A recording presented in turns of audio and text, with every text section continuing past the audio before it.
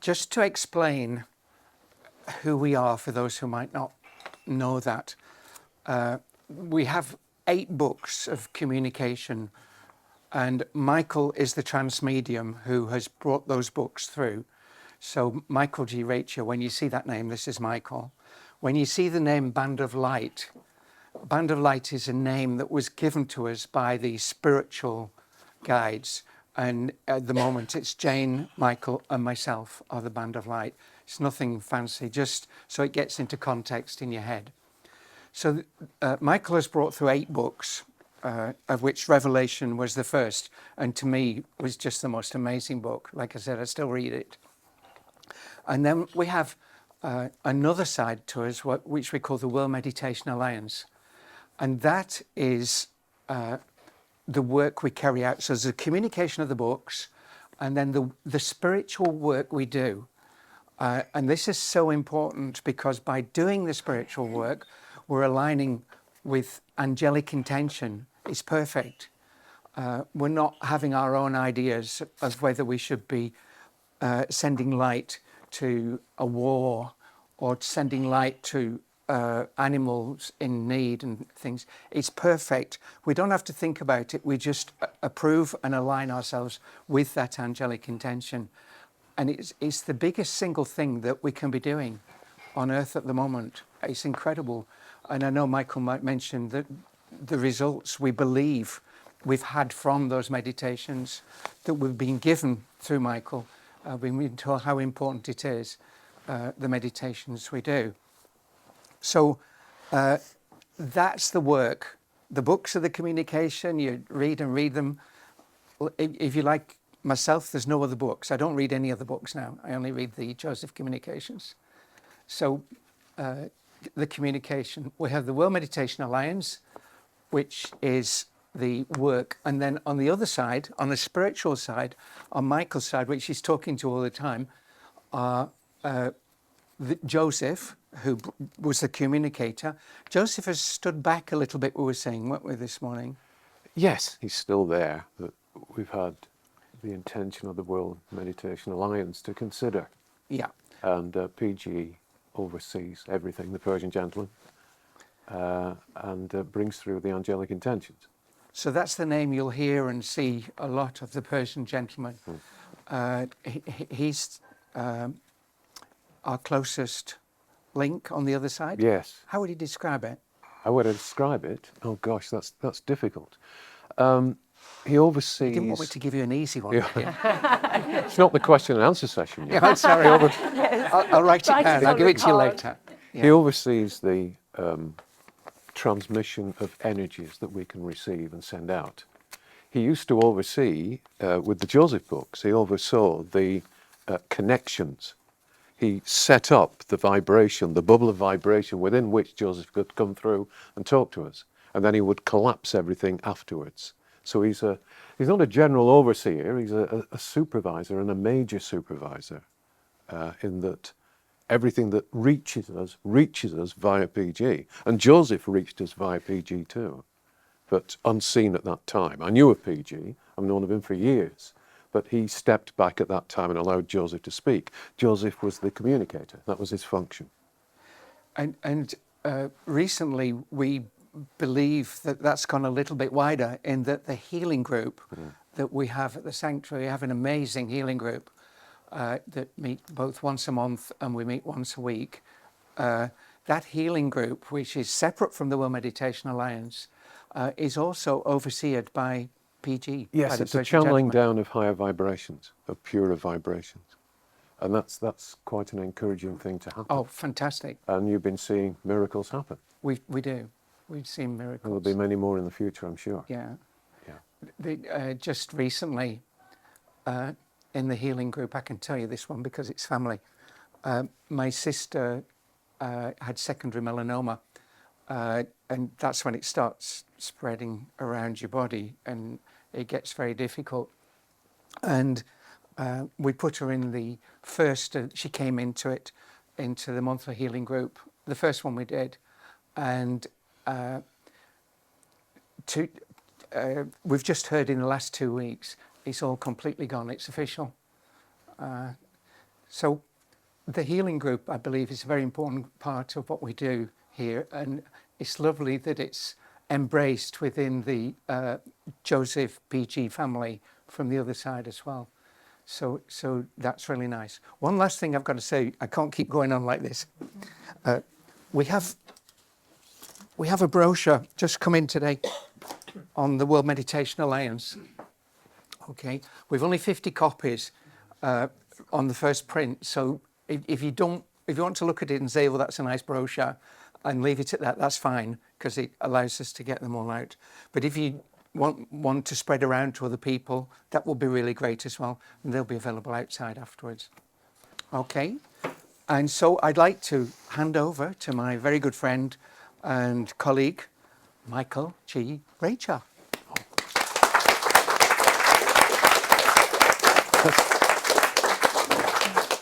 As I always say, don't clap until you know what you're in for. So, welcome to the sanctuary. Thank you for travelling from all areas in the UK to be here.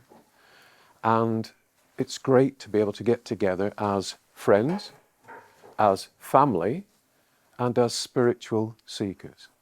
Because we are all friends on a material level, but deeper than that, we are all family on a spiritual level. And we are spiritual seekers because, as Tony said in opening this, we want to become more. We want to understand more. We want to bring in more spiritual vibrations to this world, and we want to transform this world. So, what's our intention today? Our intention is to blow our minds. That's exactly what we should be doing today. We should be blowing our physical minds, of course, and we should be tuning in to what happens today via the heart mind, via the God mind, via the mind that allows us to understand more, to expand, to connect to higher vibrations. You'll see me today, because we've so much to cover, occasionally glancing at my notes. I don't usually do that, but there's an awful lot to pack in, so I ask your forgiveness before I start. Our attention today is also to consider the mind-blowing, game-changing information brought through by Joseph and the Soul Group, as communicated to us in this, of course, his first book, Revelation. What a book. Because we've got to agree that the game here currently isn't being played correctly on Earth, isn't it? Is it? Humanity isn't playing nice with its toys at the moment, and we've got to do something about that. Some of the concepts we'll look at today will seem controversial, not perhaps to us, but to the viewers, because of course today is also being filmed. Controversial in that we will be looking at things in a different way than society looks at things. In a different way. We're not going to be coerced, we're not going to be informed in inverted commas, we're going to look at how spiritual reality is. And we're going to strip away the layers of the illusion and get to the core spiritual truths behind this illusion. And realize our true potential, our true, to liberate and expand our consciousness and live in the way we were expected to live here. We're supposed to be living here. But first, before we do that, I'd like to take you back in time via 5 instances to a time when my material understanding of the world was stripped away bit by bit to be replaced by spiritual understanding. So, we'll go back a few decades. Picture the scene. I'm standing outside a house, modern house, and looking at my watch. And it's the time of the agreed appointment for a reading. This girl has booked me in advance, 2 or 3 weeks in advance. And as I stand there, waiting to knock on the door, I can see her through the window, curtains are open, she's asleep on a mattress. And hesitantly, I go to the door and I knock on the door, no response.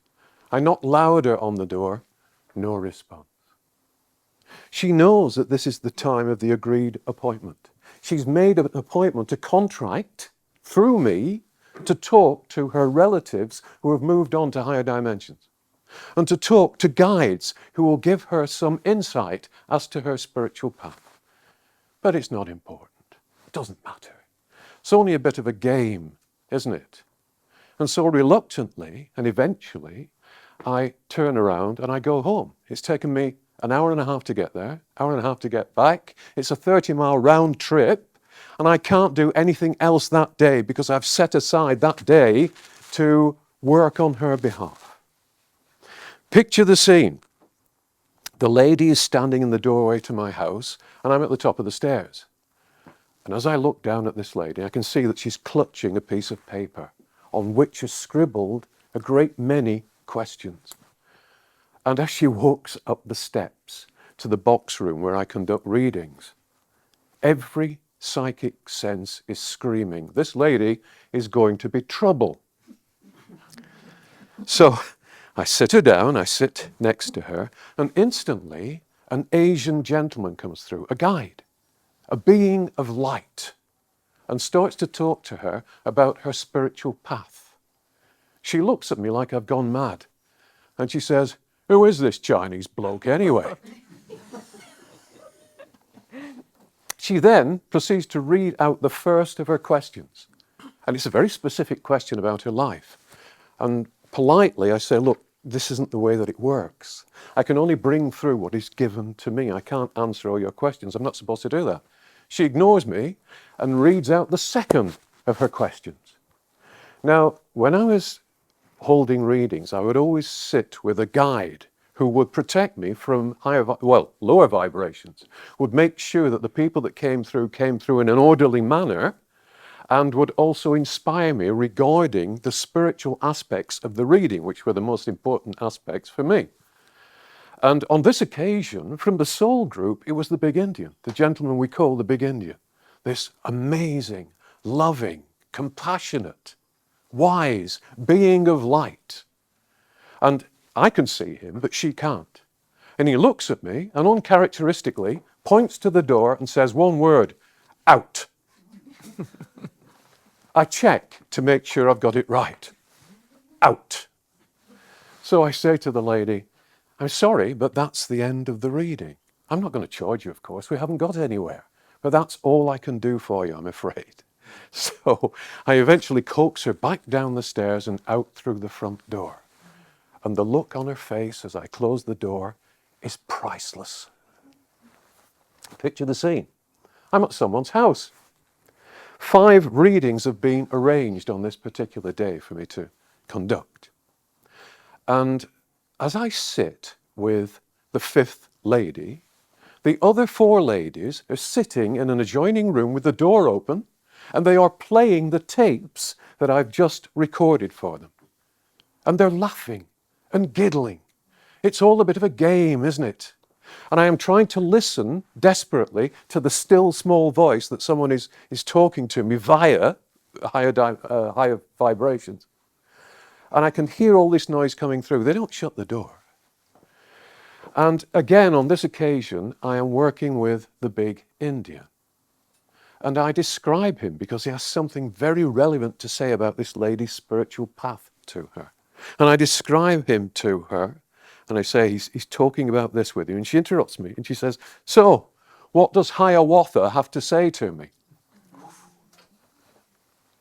Picture the scene. I'm at a community hall near Manchester Airport. It's taken me an hour and a half to find this place because the instructions I've been given are very, very sketchy. And I'm trying to close the service. I want to close down the service with an appropriate prayer that lowers the vibrations and sends everybody off safely. And as I'm doing this and trying to compose this prayer, a lady in front of the congregation stands up, walks over to me, starts talking to me. And I was saying, I'm just trying to close this prayer. And she insists on talking to me and talking to me. And then she shouts out at one point, "Am I boring you?" And I say, "No, I'm just trying to close this service in an appropriate manner." Picture the scene. The lady comes to see me every 2 months for a reading. And I've tried to expand that period of time between readings, but she won't have it.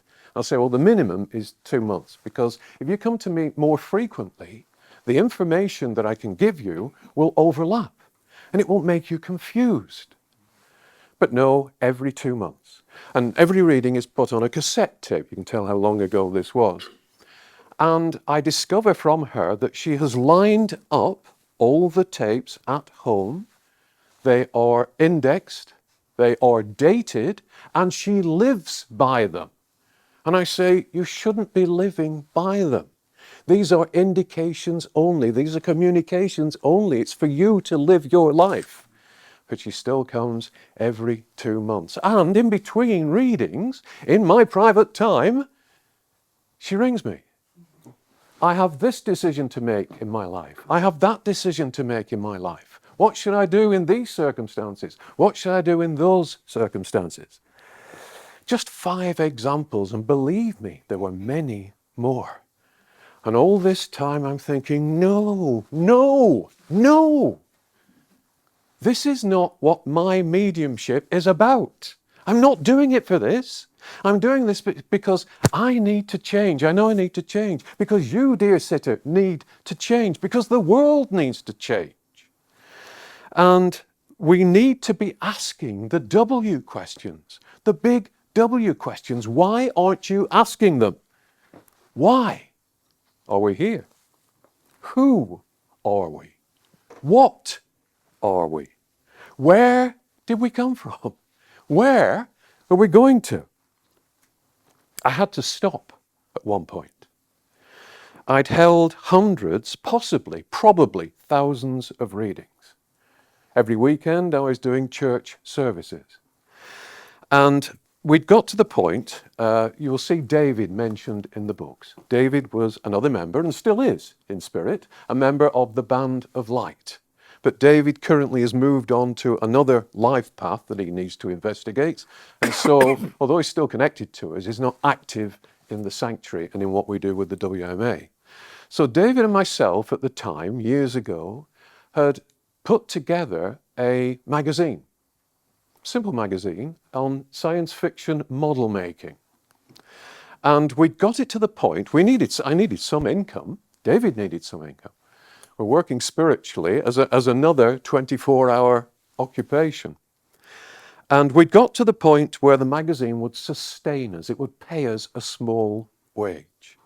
And so at that point, I stopped holding readings for a while, and I stopped taking services. It was such a relief not to have my house invaded on a nightly basis by some wonderful people, but also by some people very like the ones I just mentioned. But when David and myself went out at lunchtime, we would work on the magazine, we'd go out for some chips or a sandwich or something. I would go dizzy in the streets. I thought I was going to collapse. I actually thought I was going to die because all my life energy had been given and given and given and given. And I couldn't take it anymore at that point. But I was still working spiritually. I still linked with Joan, my spiritual mentor. And at nights, no rest for the wicked, we would go out, we would be called out as spirits to locate souls who were confused, souls who were lost. And we would be fed information from the guide that would take us out on these occasions, different guides on different nights, fed information to feed to those people, to make them realize that they should go into the light. So we were still doing that at night.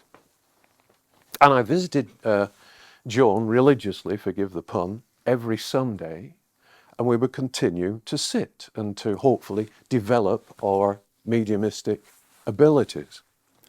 And I thought I knew everything about Joan.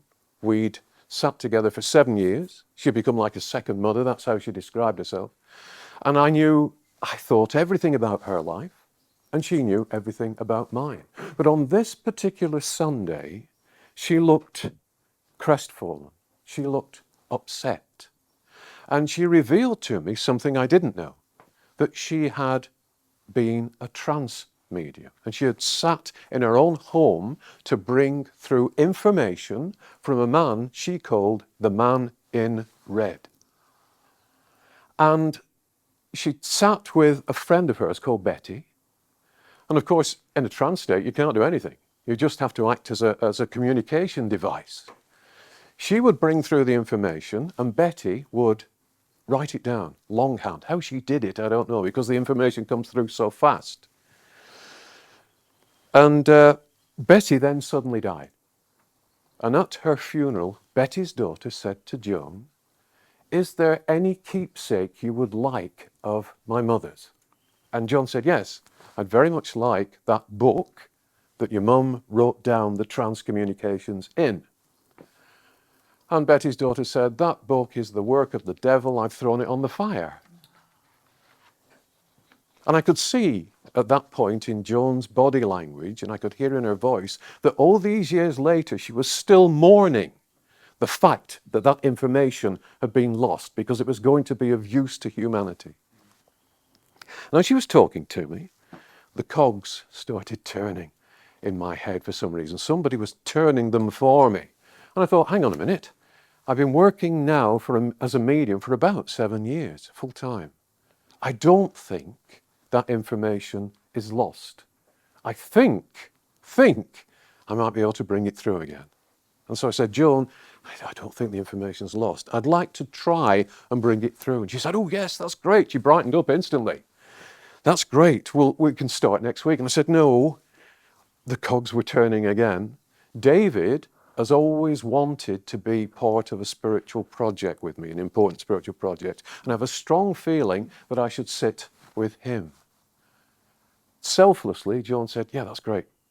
Start as soon as you like." So I discussed it with David, and he was very enthusiastic about it. And at that time, he lived in a little terraced house, and there was a ladder that went up into the roof space. There was a ladder, but there was no trapdoor. So whenever we went up into the roof space, I always made doubly sure that I didn't land on the landing again in pieces. So we decided we would have a Friday afternoon session and see what happened. 2 o'clock, Friday. Turn the phones off. You could turn the phones off in those days. How wonderful. And we went up into the attic space. I sat at a desk. We put a cassette tape in the recorder, turned off the lights, and instantly someone wanted to talk to me. Very good communicator. I wasn't used at that time to connecting with the communicator, so there was a bit of grunting and a bit of oohing and ahhing in between what he was saying to me. But at the end of 40 minutes, we looked at each other. I turned the tape off. I was absolutely exhausted. I said, "We've got something very special here. These are not just tidbits of information. This is a narrative. This is a chapter. And if this continues and we can connect with this person, then eventually we're going to have a book of information." And we thought at that time that I'd connected with the man in red because he came through in red. But he later explained that he was a different spirit, that the red vibration was the vibration that was used to punch a hole in this dense world so that he could communicate with it. And he eventually revealed himself with one word: Joseph.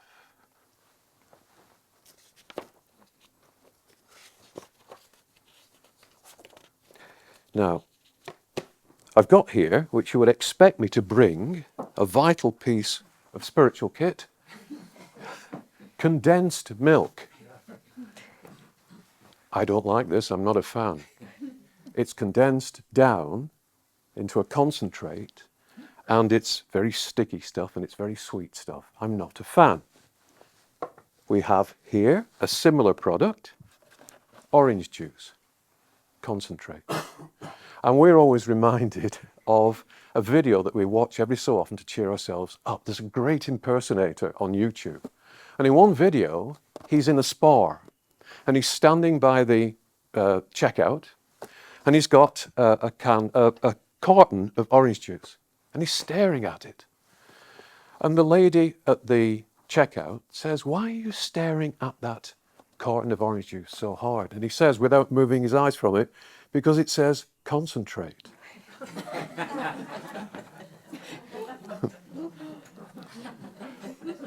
Again, not a fan of this, far too sweet for me. And how about this? A condensed book. Ugh! A condensed book.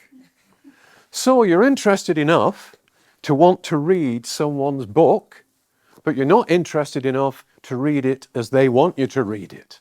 You want it with all the goodness taken out. You want it condensed. Sorry to rant, but I love books, but I'm not a fan of condensed books.